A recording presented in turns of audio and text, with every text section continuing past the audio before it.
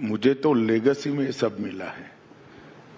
नरेंद्र मोदी जी प्रधानमंत्री बने इसके पहले लगभग 30 साल से वामपंथी उग्रवादी क्षेत्र, जो नक्सल प्रभावित क्षेत्र था, वो उत्तर पूर्व, नॉर्थ ईस्ट और कश्मीर, ये तीनों क्षेत्र एक प्रकार से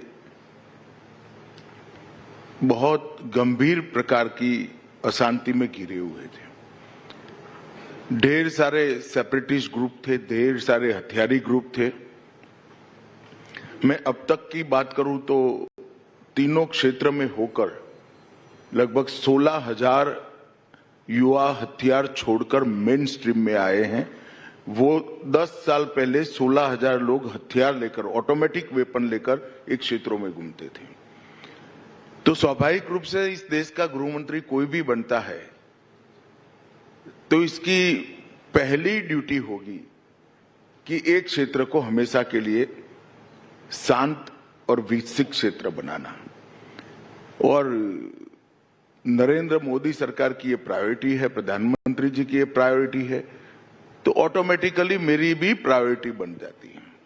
इसमें कोई तय कर आना और ऐसा नहीं। जिन लोगों को भारत के भूगोल का परिचय हो, सबको मालूम है कि ये तीन समस्याएं नासूर बनकर भारत के विकास को अवरुद्ध कर रही थी, रोक रही थी। और ये तीन समस्याओं के कारण ढेर सारी ऊर्जा सकारात्मक दिशा में जाने की जगह नेगेटिव खर्च हो रही थी। तो इसको शांत करना स्वाभाविक रूप से होम डिपार्टमेंट का प्रायोरिटी बनता है।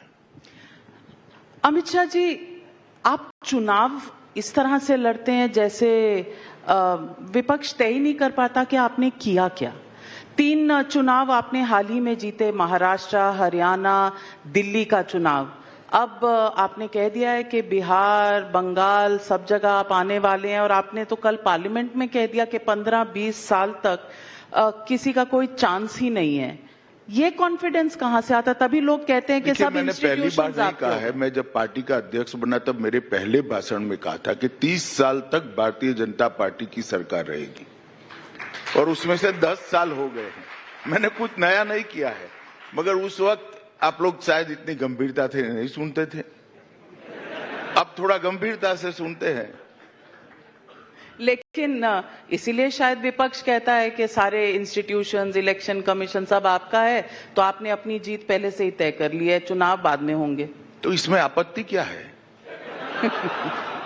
लोकतंत्र के अंदर कोई भी पार्टी का विजय वो पार्टी के परफॉर्मेंस के आधार पर होता है। जब आप परफॉर्मेंस करते हो तो स्वाभाविक रूप से कॉन्फिडेंस होता है कि जनता हमें स्वीकार करेगी। जो परफॉर्म नहीं करते हैं उनका आत्मविश्वास नहीं होता है। और मैं मानता हूं कि इस 10 साल में भारतीय जनता पार्टी ने नरेंद्र मोदी जी के नेतृत्व में न केवल केंद्र सरकार, जहां जहां भारतीय जनता पार्टी की सरकारें रही, वहां स्थितियों को बदलने में हमने सफलता प्राप्त की, और इसलिए विश्वास आता है। नेता विपक्ष राहुल गांधी कहते हैं कि वो 10 दिन से कोशिश कर रहे हैं पार्लियामेंट में कुछ कहने की, आप इजाजत ही नहीं देते उनको, सरकार बोलने नहीं देती। देखिए नाविका जी, राहुल गांधी को शायद मालूम नहीं होगा, आपको तो मालूम होना चाहिए। पार्लियामेंट में बोलने के रूल होते हैं। बजट पर चर्चा हुई, उनको 42% टाइम दिया गया, जो उनको तय करना है किसको बोलना है। हम कैसे रोक सकते हैं? सब डिपार्टमेंट पर चर्चा हुई, बड़ा 40% टाइम विपक्ष को दिया गया। वो विपक्ष के सम्मानीय नेता है, वो वियतनाम थे, कैसे बोल सकते हैं? फिर जब मैं आऊंगा तब बोलूंगा। ये पार्लियामेंट है भाई, ये पार्टी का दफ्तर नहीं है। यहाँ कुछ रूल्स बने हैं, नियम बने हैं, और फिर चिल्लाते रहना सिंपैथी प्राप्त करने के लिए। सिंपैथी इस तरह से प्राप्त नहीं होती है। मैं राहुल गांधी जी को इस मंच से पूछना चाहता हूं, आपकी पार्टी को कितने घंटे बोलने के लिए टाइम दिया और आप क्यों नहीं बोले? उनको बोलना चाहिए था अपनी पार्टी के इस समय में, मगर वो बोले नहीं। और जब किसी और का समय होता है खड़े हो जाते हैं, मुझे बोलने दीजिए। ऐसा प्रिविलेज है यहां नहीं होता फैमिली का, वो कांग्रेस पार्टी में होता है। लेकिन अमूमन देखा गया है कि लीडर ऑफ ऑपोजिशन जब खड़े होते हैं तो आउट ऑफ रिस्पेक्ट समय दे दिया जाए। तो डिपेंड्स कौन है?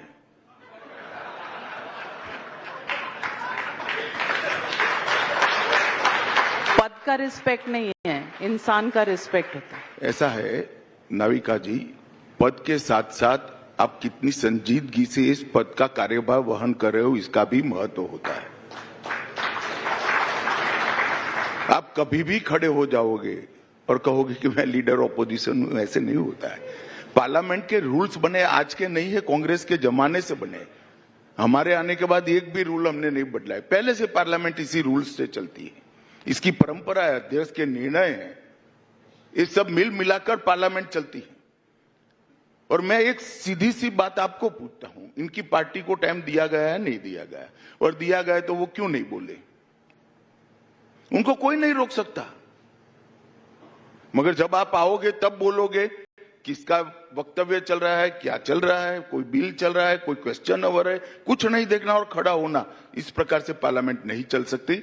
आई एम सॉरी टू से, उन्होंने पार्लियामेंट के रूल्स का पूर्णतया पालन करना चाहिए, डिसिप्लिन तरीके से पालन करना चाहिए। विपक्ष कहता है कि देश में एक अनसेड इमरजेंसी चल रही है, किसी को बोलने की इजाजत नहीं है। कैसे मालूम पड़ा? बोले तब तो आपको मालूम पड़ा। अगर इमरजेंसी होती तो ऐसा बोलते ही जेल में जाते। ये धड़ल्ले से बोलते हैं ना, इमरजेंसी का डॉक्यूमेंट दिखाए बगैर इमरजेंसी बोल रहे, इससे ज्यादा आजादी क्या हो सकती है कि जबकि इमरजेंसी नहीं है और आप कहोगे इमरजेंसी है। वो कहते हैं फ्रीडम ऑफ स्पीच को आप ऑनर नहीं करते। देखिए, आपके मंच में यहां आकर बैठते तो स्वतंत्रता थी या नहीं थी? नहीं, हम तो बॉयकॉटेड लिस्ट में हैं। नहीं, आप नहीं, कहीं पर भी नहीं जाते हैं। फ्रीडम ऑफ स्पीच, कल प्रेस कॉन्फ्रेंस रख ले, चलो, कौन रोकता है? वो कहते हैं कि सवालों के जवाब नहीं देती आपकी सरकार बुलडोज करती है, आपकी सरकार में मुसलमानों के हक छीने जाते हैं और कह रहे हैं कि इस देश का मुसलमान डरा हुआ है क्योंकि आप वक्फ बिल लेकर आने वाले हैं। देखिए, वक्फ बिल से किसी को भी डरने की जरूरत नहीं। 2013 में कांग्रेस पार्टी ने पार्लियामेंट के अंतिम सेशन में कोई लंबी बहस के बगैर वक्फ बिल को पारित कर लिया और वो बिल पारित कर अपनी अपीसमेंट की पॉलिसी को आगे बढ़ाने के लिए, वोट बैंक क्रिएट करने के लिए ढेर सारे ऐसे प्रावधान कर दिए जो हमारे संविधान से ही मेल नहीं खाते। हम वक्फ बिल को संविधान से संरेखित करने का काम कर रहे हैं।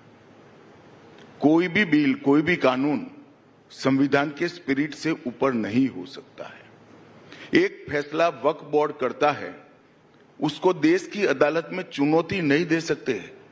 ऐसा भारत जैसे देश में कैसे चल सकता है? कभी नहीं हो सकता। और हुआ है, मैं आपको बताता हूं, दिल्ली के 123 प्राइम लोकेशन की प्रॉपर्टी को वक्फ घोषित कर दिया और कानून क्या बनाया, इसको आप चैलेंज नहीं कर सकते हो। प्रयागराज में चंद्रशेखर आजाद गार्डन, जहां चंद्रशेखर आजाद जी ने अंतिम सांस ली, उसको वक्फ की प्रॉपर्टी घोषित कर दिया गया। अब कोई मौलाना साहब कहते हैं पार्लियामेंट और राष्ट्रपति भवन वक्फ है। ईडन गार्डन्स भी